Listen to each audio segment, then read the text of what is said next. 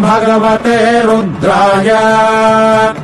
नमस्ते रुद्रमन्यव उतोत इषवे नमः नमस्ते अस्तु धन्वने बाहुभ्यामुत ते नमः यात इषुः शिवतमा शिवम् बभूव ते धनुः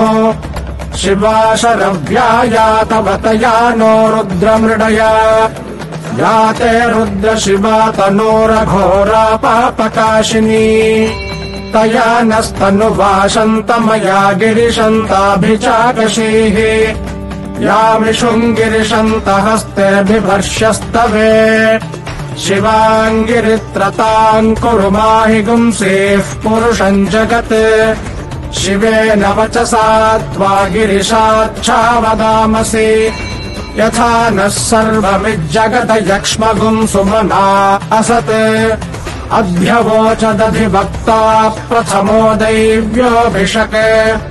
अहीगिश्च सर्वान् जम्भयन् सर्वाश्च यातु धान्यः असौ यस्ताम्रो अरुण उत बभ्रुः सुमङ्गलः ये चेमागुम् रुद्रा अभितो दिक्षुः श्रिताः सहस्रशो वैशाखुम् हेडयीमहे असौ यो वसर्पति नीलग्रीवो विलोहितः उतैनम् गोपा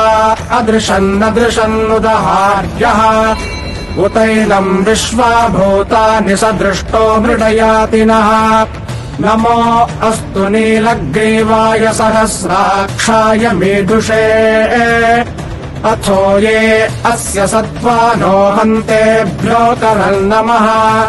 प्रमुञ्च धन्वनस्त्वमुभयोरार्त्नियोर्ज्याम् याश्च ते हस्त इषवः पराता भगवो वप